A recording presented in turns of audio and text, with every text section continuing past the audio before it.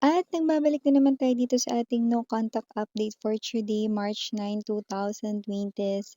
So alam niyo naman yung ating drill na pwedeng i-pause ang video na 'to pansamantala upang isipin ng inyong person kung may specific person kayo sa inyong mind 'no, because that is one way of setting your intentions at i-resume back mo na lang kapag katapos ka ng isipin siya. At yun naman sa mga gusto lang tumambay dito, curious lang malaman 'no, pero maaaring baka kumunik rin sa energy mo 'no, dahil watching ka pa rin, 'yan ang ating aalamin. May feelings pa ba ang person na 'to sa'yo? Ikaw ba ay iniisip pa rin niya hanggang ngayon? Yes, real-time energies ang ating kukunin sa taong ito. Okay? May plano ba mga gano'ng bagay 'no, related sa inyo? 'Yun ang ating aalamin. Archangel Michael, thank you so much, Angel. Guys, can we get real-time energies from this specific person? Sa Mind Me Collective, the one na wala silang contact with. Okay, thank you so much, Archangel Michael, Guardian Angels, and even ancestors of Collective. Any balita, news, update sa real-time energies ng person na ito? May feelings pa ba to kay Collective? Iniisip pa ba niya si Collective? Nasa thoughts pa po ba niya? May plano po bang paggalaw ng baso or kahit na anong actions?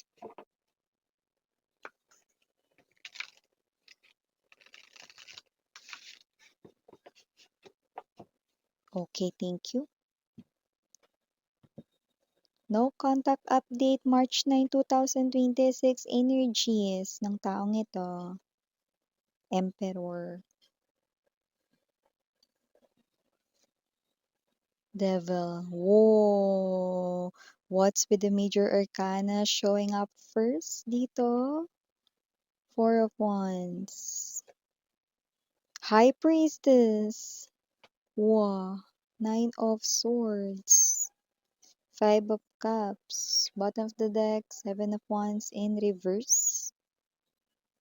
The Eight of Coins.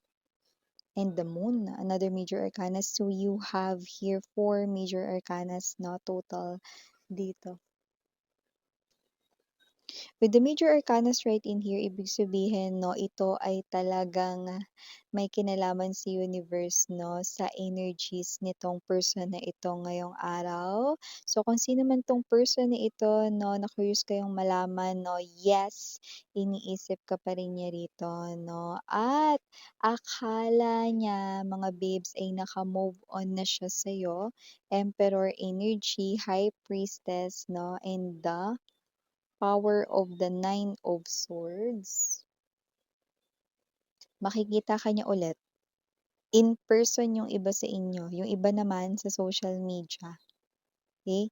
Iniwasan niyo ng kay tagal 'no, na i-view yung social media mo 'no, pero dito maaaring makita ka niya ng hindi sinasadya somewhere, gano'n yung maiisip niya 'no, pero walang accident sa mundo. Lahat ay may dahilan kung bakit nangyayari 'no. At yung iba naman ay posibleng makita ka niya sa isang post ng isang common friend sa social media. Akala niya naka-move on na siya sa'yo. Pero bakit nagbabalik ang mga feelings? Dahil ba mas maganda, mas nag-glow up ka na ngayon? Ani, hindi yun ang rason, kundi dahil hindi naman talaga siya rito naka-move on sa feelings niya sa'yo. Ang ginawa niya lang ay hindi ka niya rito inisip ng kay tagal. Trinin or dinisiplina niya yung sarili niya na wag nang makibalita ng kahit na anong patungkol sa'yo para maka-move on sa'yo. Akala niya okay na ang lahat up until last time nakita ka niya in person, I don't know, maybe sa labas, okay, sa public places, sa mga transportations, 'no? Hindi ka niya in-approach pero nakita ka niya. With the devil, obsession ay talagang naging unti-unting naging malawak at kumakalat na naman 'no, sa kanya ritong energy. So, parang akala niya rito 'no, talagang naka-move on na siya sa'yo 'no, at itong bagay na 'to ay mas nare-realize niya ngayong araw. The High Priestess energy ngayong araw ay mas iniisip ka niya. Kasi after ka niyang makita ulit or after niya na makita ikaw in person or yung iba ay sa photo, na-realize niya 'no, pero hindi niya 'to sasabihin sa iba. Na-realize niya that with the High Priestess and the Nine of Swords energy, may feelings pa rin pala siya sa'yo. Five of Cups, nakaramdam siya rito ng lungkot dahil muling manunumbalik ang inyong mga alaala nung kayo pa, 'no? At ano ito, na parang klase ng uusbong sa kanya ritong isipan, 'no, na ano kaya kung muli siya rito gumawa ng paraan upang lumapit sa'yo? Ano kaya kung gumawa siya ng aksyon, imbitahin ka rito, 'no, makipagkita, makipag-usap, meron kaya ritong mangyayaring pagbabago sa inyong dalawa? Alam mo, mga babes, 'no, hindi mo talaga masasabi kung naka-move on ka na sa isang person o hindi, 'no, hangga't hindi kayo nagkikita in person or hangga't hindi nakikita ng isang person yung mismong taong pinagmo-move onan niya. So, for this person here, akala niya okey na, akala niya happy na siya sa kanyang life ngayon, akala niya it's fine na without you up until, eh, you pop out somewhere, up until you showed up somewhere, and even kahit hindi mo alam na nakita ka niya somewhere, yun man ay literal na public place or yung iba ay sa social media, after seeing your photo yung iba, or after seeing you in person again, na-realize niyang mahal ka pa rin pala niya. Mm. Do'n mo talaga malalaman 'yun, kung talagang naka-move on ka na o hindi kapag katapos mong makita yung person. Kung wala kang naramdaman, you're not affected, then definitely talagang 101% full circle, talagang completely na ang pagmo-move on mo sa kanya. But this person here ay hurt, 'yun yung nakikita ko dito. This person here will try to hide it, 'no, pero ito ay unti-unting lalabas with the Seven of Wands energy. Five of Cups nakikita ko rito, 'no, na posibleng magkaroon ng mga actions, 'no. I'm getting that word stupid. So, posibleng, foolish actions, 'no, like biglang mag-aaya sa mga friends na, "Uy, inom tayo, uy, gala tayo." Like hindi naman talaga 'yun yung kanyang, usual, 'no, na parang self, na parang hindi siya yung siguro laging nag-aaya na pero biglang nag-aya, ito why, oh why? Kasi nga this person here, 'no, wants na, ma-clear or ma-cope up yung kanya ritong feelings and emotions na nasi-stir na naman ang obsession for you. Akala niya rito nakalimutan ka na niya, akala niya rito fine, alright na siya, yun pala hindi pa, yan. So, babagabag yan sa kanya sa mga darating na mga araw, 'no. Maiisip niya rito maya-maya lamang or sa mga oras na ito na muling kumunik sa'yo, pero kung gagawin niya yon, yun kaya ay magkakaroon pa ng magandang outcome or resulta. Yan. Bagay na parang sana ay hindi ka na lang niya nakita, eh di sana hindi siya rito naguguluhan. Yan. Parang gusto niya kantahin yung kanta ni ano, JR.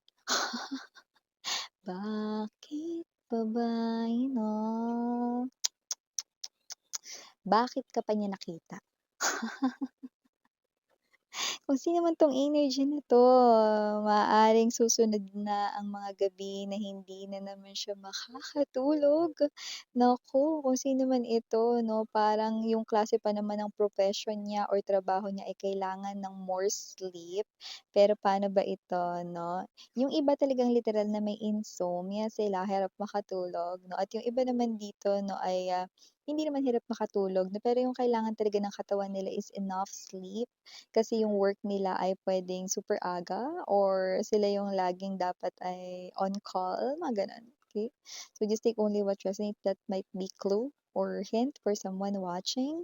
Pero sa nakita ko dito, 'no, yung iba karamihan sa kanila panggabi sa work, yan. So, paano ba 'to hindi makakuha ng maayos na tulog ulit kasi nakita ka niya ulit? Problema ito dahil, ang puso niya ay tumitibok-tibok na naman. Yung iba picture niyo lang yung nakita, latest or updated picture ninyo, okey? Pero yung kanya ritong feelings ay malinaw na kumabog-kabog ang dibdib niya at nakaramdam ng pagka-miss sa'yo, yan. Ay, ay.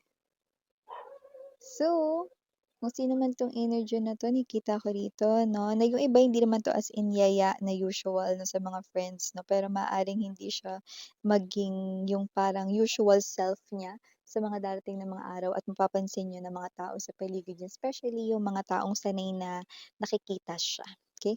So whatever the case may be, this person here might act foolish in the upcoming days because kasi guguluhan na naman yung isip niya rito 'no, yung focus niya rito ay all over the place na naman and it is all because of you.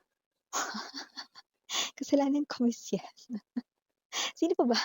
Kasalanan mo, 'yan oh, kasi nga nakita ka niya ulit 'no. Pero siyempre wala namang nagkataon dito, the major arcanas right in here ay may dahilan kung bakit muling ganito yung kanya ritong, nagiging, aksyon 'no or emosyon pagdating sa inyo 'no. So kung sino man 'tong energy na ito 'no, itong person na 'to hindi magiging biro ang muli ka lang niyang naalala rito, hindi 'yun matatapos ng gano'n lang. Dahil nakikita ko rito na ito ay magtutuloy-tuloy, magsusunod-sunod hanggang siya ay magpaplano, hanggang sa ito siya na makikita at mapapansin niya na lang ang sarili niya 'no, na ilan na lang yung hakbang 'no, mula sa'yo. Okey, mga ilang hakbang na lang magugulat siya, "Oh, bakit nandito ako sa kanto ng bahay nila collective?" 'Yan. Ay. O kaya, "Oh, bakit nandito ako sa ano, building kung saan siya nagtatrabaho or kung nasaan yung shop niya." Ay, hala, bakit nakagawa na ako or naka-compose na ako ng message ko sa kanya, hala, pipindutin na lang pala yung send. Hmm, ay, gano'n nga 'no, gano'n 'yun. Moon card energy 'no, hindi niya mamamalayan na gano'n na mga gagawin niya sa mga darating rito, yeah. So, sa nakikita ko rin dito itong person na ito 'no, ay person na ginawa niya lahat para makalimutan ka 'no. So, naghanap talaga siya dito ng mga paraan 'no, para maka-move on sa'yo, okey. Akala niya talaga okey na siya. Akala niya talaga na up until one day this person here sees you, okey. Pero sa nakikita ko rito, hindi ka naman talaga nawala sa puso niya. Tinigil niya lang yung sarili niya sa pagsa-spy sa mga ginagawa mo sa social media mo 'no. Hinanto niya lang yun, nagkaroon lang siya ng discipline dun. Pero after seeing you again, in person, alam mo yung parang energy ng tigilan na hindi makagalaw sa kinatatayuan. Tapos ang lakas ng kabog ng dibdib 'no, at yung iba ay maaaring magtago 'no at, alam mo yung energy ng, nakita mo yung crush mo ulit, ganong energy. Okay, so gano'n ko nakikita yung kanya, okey. Initials, we have here capital letter M, capital letter E, capital letter N, capital letter D, and capital letter O. Other letters but might not be capital, we have here small letter E, small letter C, small letter O, small letter M, small letter L, small letter N, and small letter D. Oh, may pahabol, small letter S. Yan. So, kung sino man 'to 'no, maguluhan man siya rito sa mga nangyayari rito, pero isa lang ang malinaw, okey? Ang taong ito ay hindi pa talaga nakaka-move on sa'yo. Malayo pa siya dun 'no. Kasi dito 'no, ang nagawa niya lang dito ay nadisiplina niya lang yung sarili niya na wag na dito umistambay sa profile mo 'no or whatever 'no. Pero iba pa rin pala talaga 'no, kapagka nakita ka niya talaga ulit 'no, dun niya lang talaga masasabi yun at ito na nga nangyari na 'no. Kaya nagiging ganito na siya. Ngayong araw na 'to, ganyan 'no. Ang laman at, parang kumbaga sa ano 'no, ang pinaka-focus niya ngayong araw na ito ay walang iba kundi ikaw, 'yan. Patay tayo diyan. So, ito yung mga mensahe dito for you guys. Again, I'm Yuriana, only for the girls, and Yana Duna for the boys. Sarang ngayon, love and light. Annyeong.